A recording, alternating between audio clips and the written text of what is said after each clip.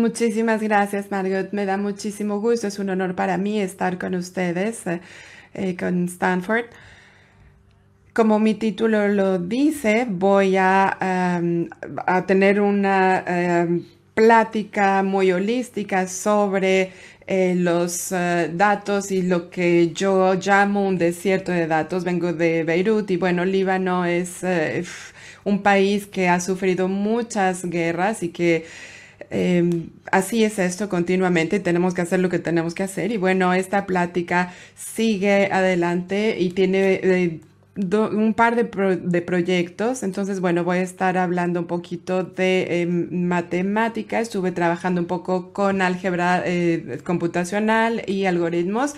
Casi no se ven mujeres trabajando en esta área, entonces estábamos como un poquito aislados, pero yo decidí que si quería hacer este cambio, tenía que hacerlo a través de un campo en el que yo pudiera hacer cambios reales para la gente. Entonces, yo quería hacer el bien común, quería atacar los problemas que suceden en nuestra región. Entonces, también esto era como para reconciliar mis experiencias personales. Yo viví la guerra civil del Líbano, también he sido refugiada, he tenido ese estatus. Entonces yo decía, ¿qué puedo hacer?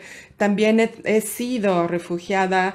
¿Cómo puedo hacer un servicio con mis conocimientos? Entonces he trabajado en diferentes lugares y tal vez haya información o desinformación que puede representar la vida o la muerte para las personas, puede haber discriminación para los refugiados, eso es algo que siempre está en mi mente. ¿Cómo es posible hoy nada más analizar estas tendencias? Y bueno, en resumen, ¿cómo se puede describir este estado en el que estamos viviendo?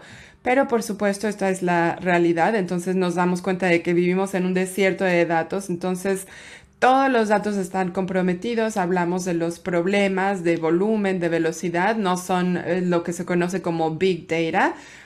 No tenemos la misma habilidad de coleccionar los datos y de todos modos la resolución y el espacio tampoco es como que sea tan frecuente, un poco aquí, un poco allá. La veracidad es otro problema, la baja calidad de datos que se genera, pues sí, en malas condiciones y muy pocas personas, organizaciones que colectan de datos y muy pocas mujeres en este grupo que coleccionan datos. Entonces también hay acceso a formas muy tradicionales. También tenemos las redes sociales, que también es una reserva de muchísimos datos. Y también, bueno, hay mucho análisis que hacer ahí, pero probablemente no sea muy favorable o que significa que no sea tan significativo porque no todas las personas tienen acceso a esto.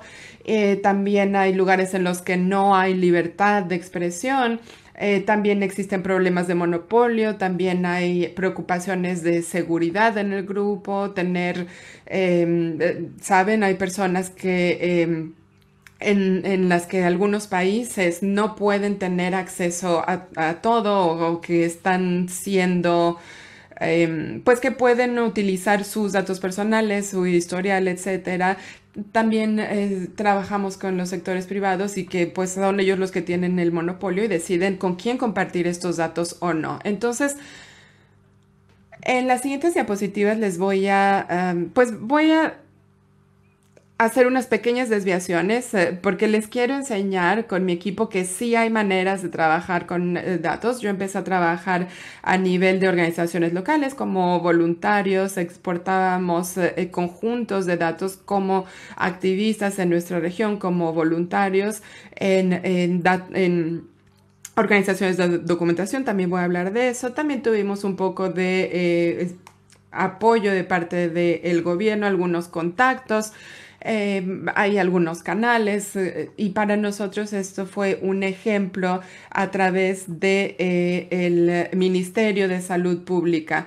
También tuvimos competencia, tuvimos que encarar algunas Competencias, por ejemplo, de telecomunicaciones. También estar en la universidad abre oportunidades para hablar con otros colegas de otras disciplinas. Entonces también les recomiendo a los científicos que son más jóvenes de colaborar con otros colegas de otras disciplinas que hacen colectas de datos, por ejemplo, de medicina, de salud pública, de agricultura. Entonces se pueden reunir y decir, ok, tenemos el expertise del aprendizaje automático, pero también somos una institución académica, tener iniciativas, hemos podido consultar archivos de universidades porque tienen mucho material ahí.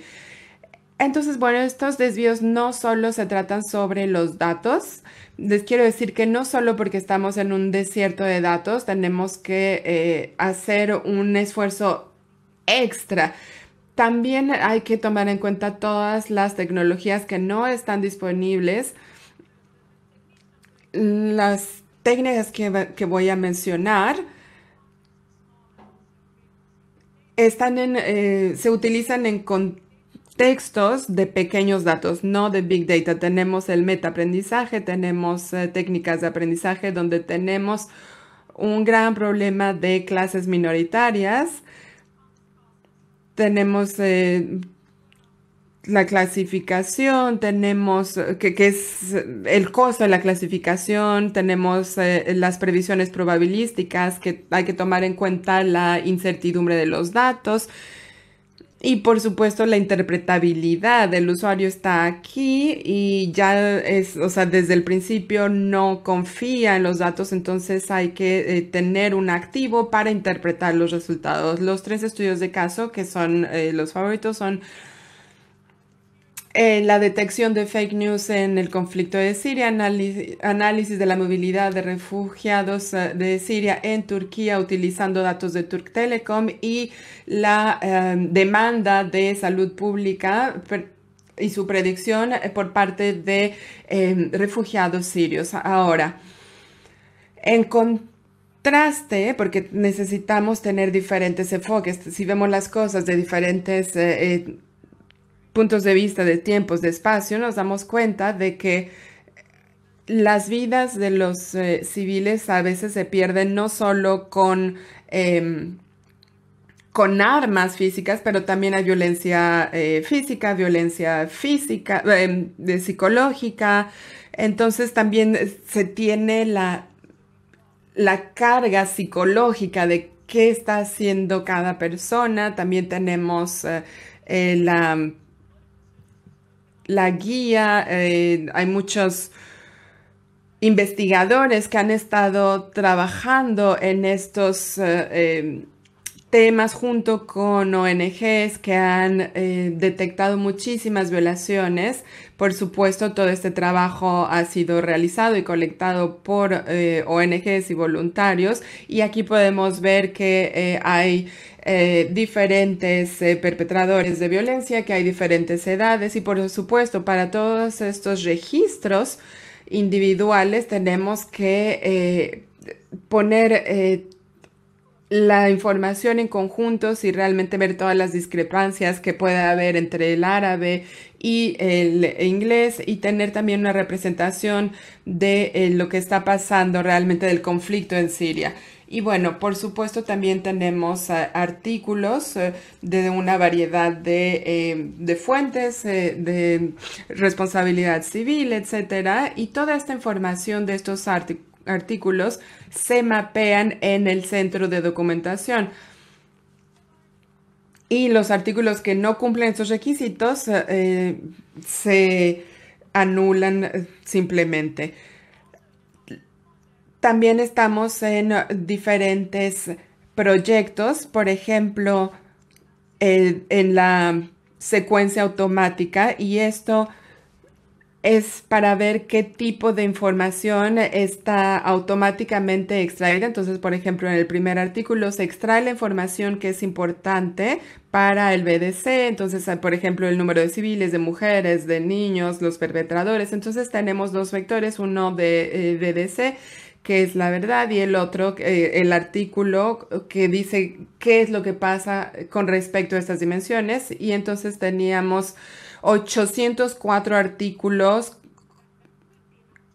que podrían relacionarse con el BDC, entonces los agrupamos y los resultados, como los pueden ver aquí, muestran una estratificación muy convincente entre los dos grupos. Entonces tenemos los del CBC, ok, esto lo etiquetamos como cierto y después los opuestos lo etiquetamos como falso. Por supuesto, si llevamos esto más lejos, tenemos la clasificación de aprendizaje automático y lo que estamos haciendo es elaborar, dependiendo del idioma, si hay inconsistencias, tratamos de meta aprender porque, bueno, son conjuntos pequeños de datos y tratar de ver si es algo que podría generalizarse. Y yo creo que en este punto tenemos un 90% de exactitud en esos modelos. En la movilidad de refugiados sirios, y esto es gracias a los datos de Turk Telecom, hay medidas de movilidad que se pueden medir. Estamos hablando, por ejemplo, de la posibilidad de los radios de movilizaciones. La gente puede realmente contactar a gente fuera de su círculo. Entonces, bueno, pudimos tener los datos de la parte de Turk Telecom respecto al BDC y a eventos más grandes. Para los refugiados siempre hay más riesgo que para los ciudadanos. Y lo que queremos inferir de aquí, la intuición nos dice que hay muchos eventos que suceden en estas semanas. Y después tenemos todos los escépticos y que tienen una proximidad muy importante en la ciudad. Tenemos también la intuición en estos grupos en los que nos dicen que la ansiedad se ha incrementado muchísimo, el impacto de las pérdidas y también se mide con las métricas la movilidad geográfica de estos grupos. Entonces, por supuesto, aquí lo que tratamos de hacer es ver las necesidades de los refugiados sirios bajo el mismo espíritu, tener en el tiempo, en el espacio,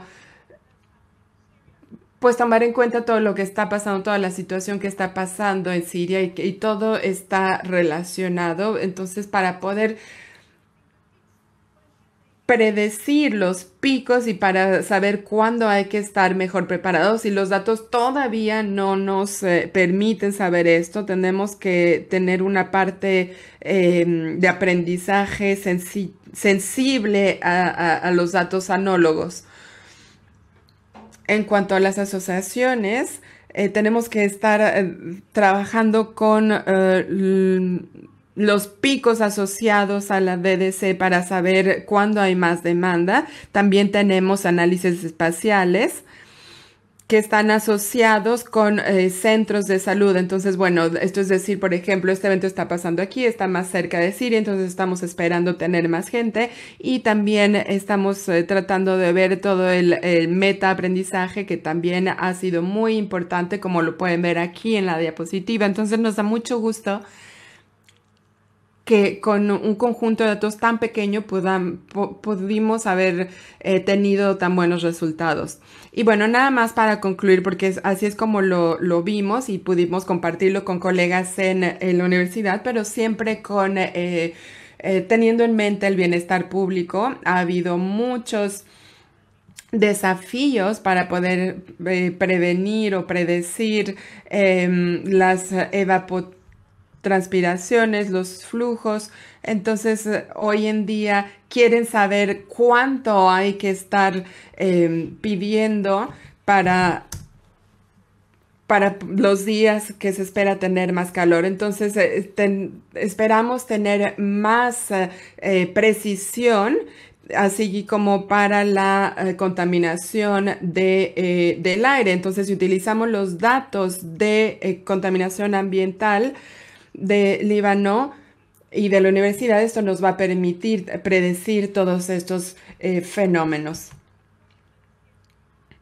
Y hay un proyecto que está muy cercano a mi corazón y que estamos utilizando en Líbano con OC Red. Estamos utilizando una herramienta que trabaja en árabe, ya se ha publicado y ya está disponible para el público. También podemos nosotros estudiar algunas tendencias más temporales respecto a los refugiados, también para conflictos que tenemos y que también son incontables, son innumerables en cuanto a este sentido. Quiero agradecerles a todos por haberme escuchado hasta este momento y también quiero reconocer a a mis excelentes estudiantes, asistentes de investigación, específicamente las que son chicas, a Hiam, Elham, les agradezco muchísimo. Y a Saya también, por supuesto. Muchísimas gracias por su atención, les agradezco.